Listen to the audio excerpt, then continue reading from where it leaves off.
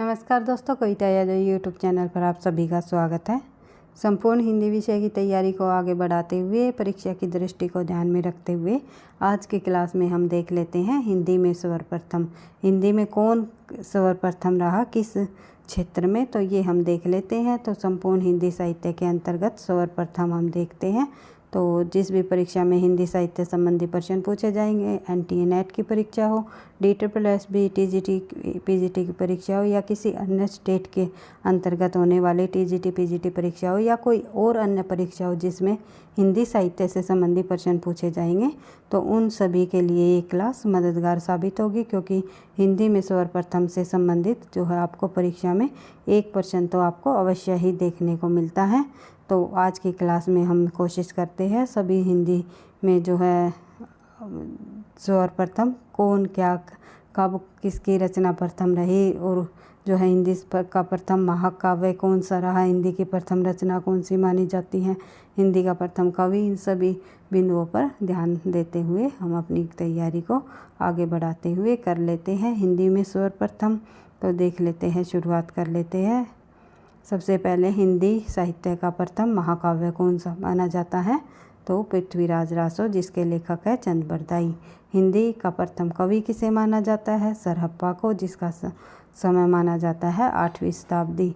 हिंदी में प्रथम रचना कौन सी है, तो सर्वाचार, जिसका जो लेखक है, जिसके रचनाकार है देवसेन, और समय है इसका 1933 ईस्वी। ये आपको ध्यान रखना है। बढ़ते हैं आगे।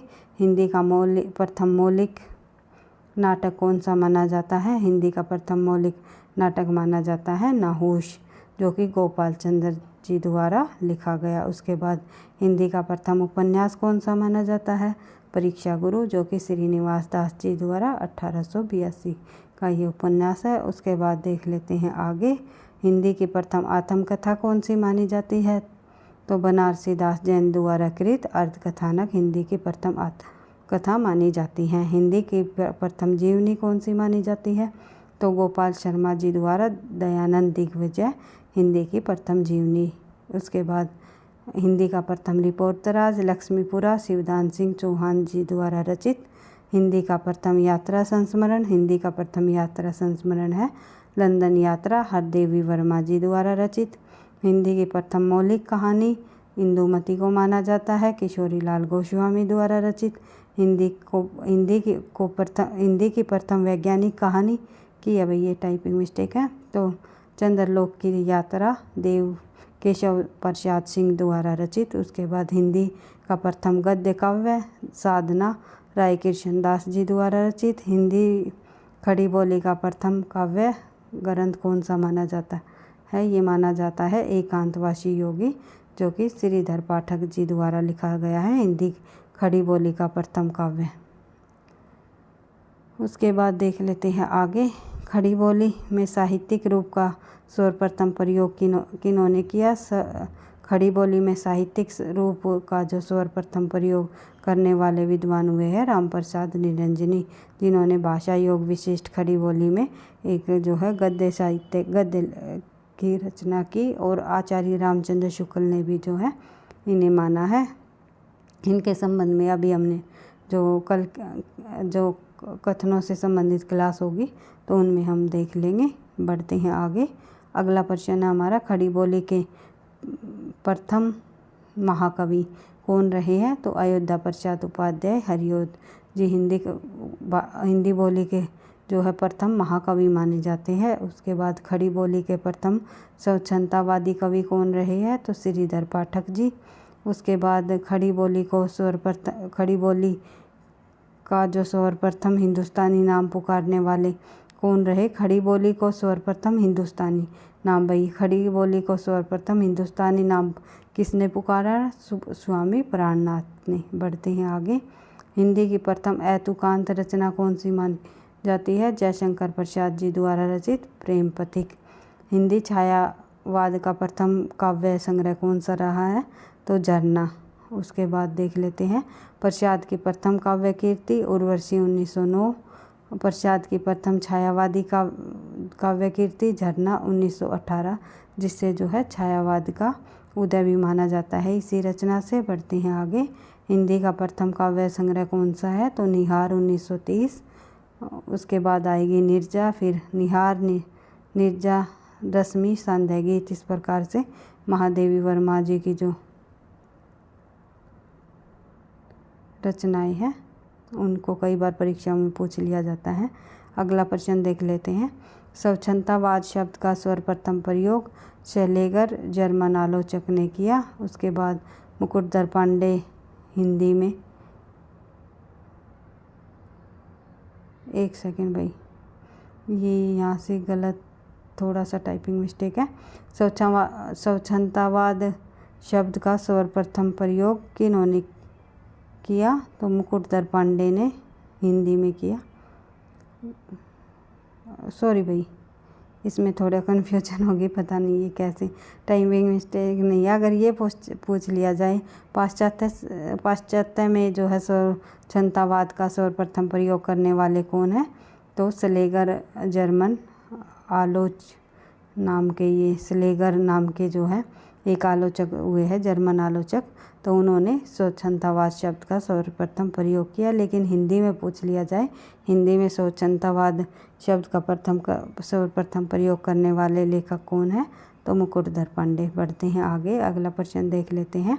गीति काव्य शब्द का सर्वप्रथम प्रयोग किसने किया, लोचन प्रसाद पांडे ने कुसुमन माला की भूमिका में। उसके बाद बात करें आगे, छायावाद की प्रथम कीर्ति कौन सी मानी जाती है, अभी हमने देखा था झरना जयशंकर प्रसाद की। आचार्य रामचंद्र शुक्ल ने छायावाद का प्रथम प्रतिनिधि कवि किसे माना है, शुक्ल के अनुसार छायावाद का प्रथम प्रतिनिधि कवि सुमित्रानंदन पंत को माना जाता है। बढ़ते हैं आगे, शुद्ध व परिमार्जित खड़ी बोली के प्रथम लेखक कौन माने जाते हैं, राम प्रसाद निरंजनी, जिन्होंने भाषा योग वशिष्ठ का जो है रचना की। हिंदी खड़ी बोली का प्रथम गद्य ग्रंथ कौन सा माना जाता है, गद्य साहित्य का ग्रंथ माना जाता है भाषा योग वशिष्ठ। उसके बाद हिंदी खड़ी बोली के प्रथम प्रतिष्ठित कवि कौन रहे हैं, तो वे रहे हैं अमीर खुसरो। सबसे पहले जो है आदिकाल में ही इन्होंने खड़ी बोली में रचनाएं करना शुरू कर दिया था। तो हिंदी खड़ी बोली का प्रथम महाकाव्य माना जाता है प्रिय प्रवास, जिसका समय 1914। बढ़ते हैं आगे, अगला प्रश्न देखते हैं। हिंदी खड़ी बोली गद्य की प्रथम रचना कौन सी मानी जाती है, चंद छंद बरबन की महिमा गंग कवि द्वारा रचित।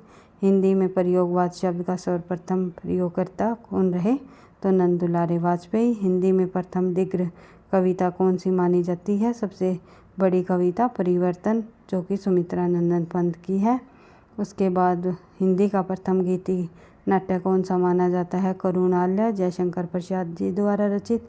हिंदी में दोहा चौपाई का सर्वप्रथम प्रयोग किया है सरहप्पा ने। हिंदी रीति काव्य का प्रथम कुसुमन माला जो भूमिका में ये ग्रंथ लिखा था, ये किसके द्वारा लिखा गया, तो हितरंग। हिंदी रीतिकाल का प्रथम कुसुमन माला की भूमिका में लिखा गया ग्रंथ कौन सा है, हिंदी जो है हितरंगिणी, जो कि कृपाराम जी द्वारा लिखा गया। उसके बाद हिंदी का प्रथम अभिनीत नाटक कौन सा है, जानकी मंगल, शीतला प्रसाद त्रिपाठी जी द्वारा रचित। और दक्षिण भारत में हिंदी खड़ी बोली में साहित्य सर्जन करने वाला प्रथम साहित्यकार मुल्ला वजी। उसके बाद बात करें गीति काव्य का सर्वप्रथम प्रयोग किन्होंने किया, तो कुसुम माला की भूमिका में लोचन प्रसाद पांडे ने। उसके बाद देख लेते हैं हिंदी की प्रथम एकांकी एक घूंट जयशंकर प्रसाद की।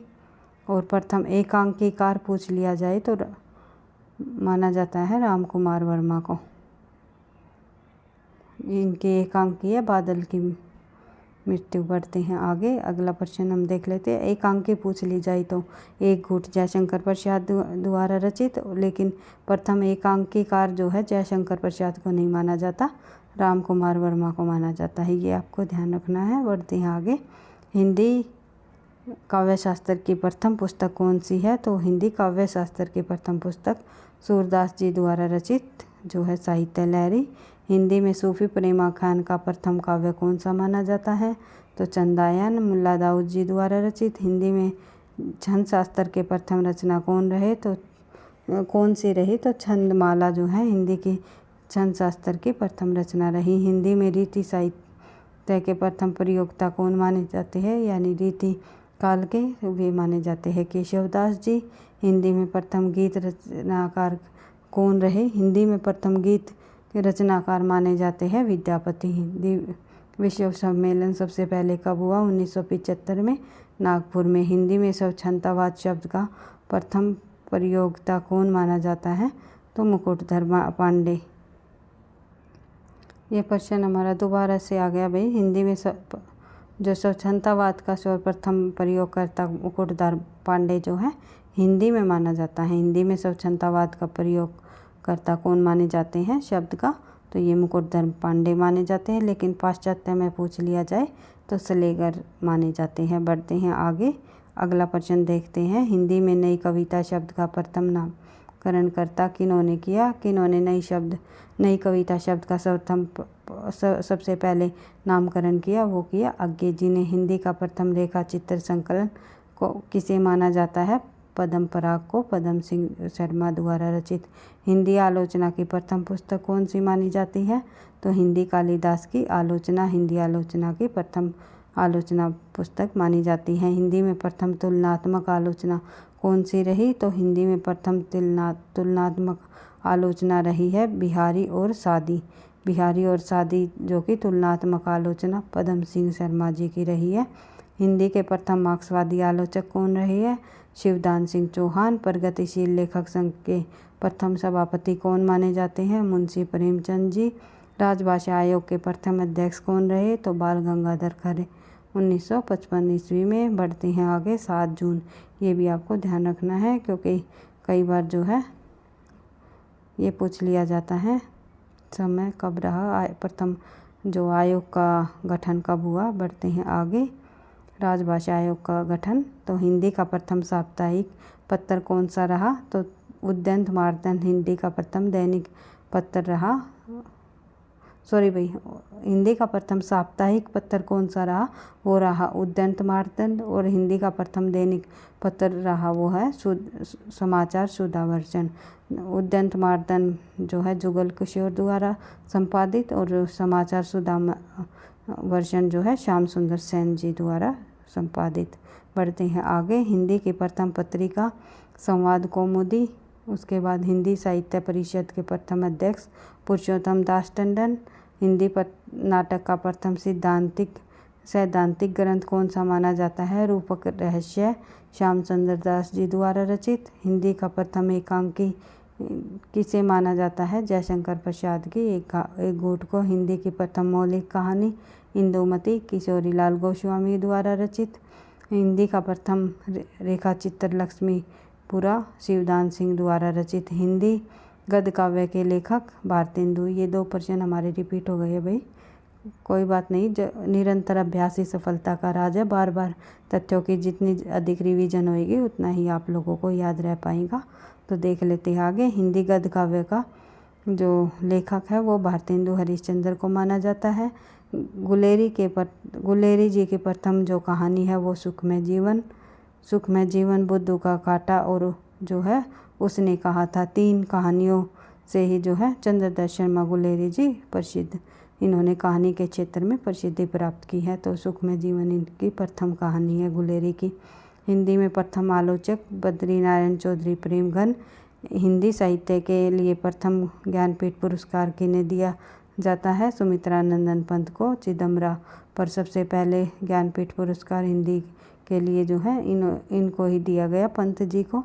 और समय पूछ लिया जाए तो 1968, ये आपको ध्यान रखना है। बढ़ते हैं आगे, अगला प्रश्न देख लेते हैं।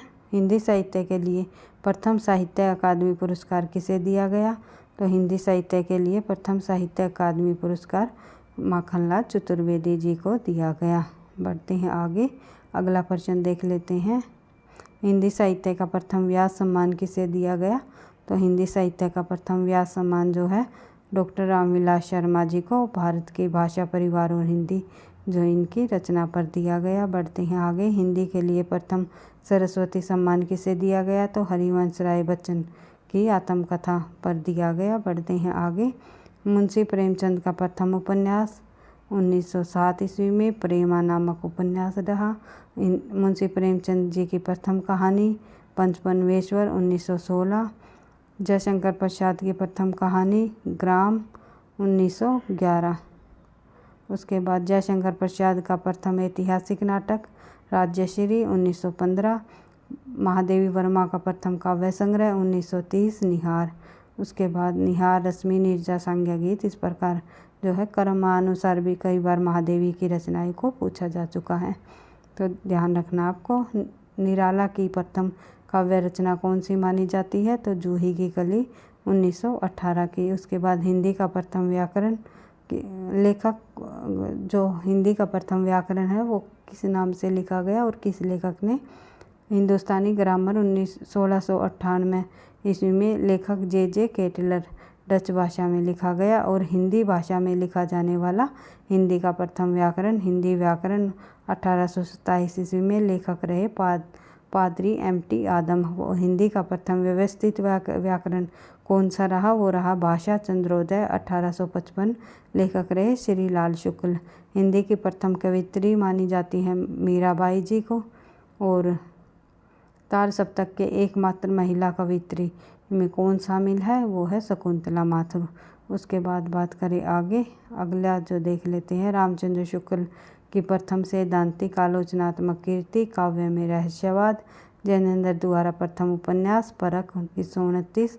परख, सुनीता जो है, त्यागपत्र, विवर्त, ये सभी उपन्यास जैनेन्द्र जी के रहे हैं, जिसमें क्रम वाइज भी लगाने को पूछ लिया जाता है। तो परख को आपको ध्यान रखना है कि सबसे पहले उपन्यास है जैनेन्द्र जी का, जो कि एक मनोविश्लेषणवादी उपन्यासकार रहे हैं। बढ़ते हैं आगे। फणीश्वर नाथ रेणु का प्रथम उपन्यास माना जाता है मैलाचल 1954 ईस्वी में। उसके बाद देख लेते हैं, जिसमें मैरीगंज का गांव का इसमें वर्णन किया गया है। पढ़ते हैं आगे, अगला देख लेते हैं प्रश्न। अज्ञे का प्रथम उपन्यास कौन सा है? तो शेखर एक जीवनी। इलाचंद्र जोशी का प्रथम उपन्यास माना जाता है घरनामयी।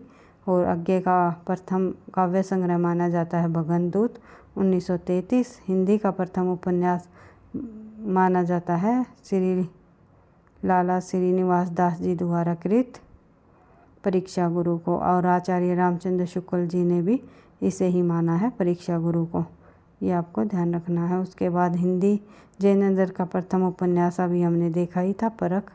उसके बाद जो कि 1929 की रचना है। और इलाचंद्र जोशी का उपन्यास घरनामयी।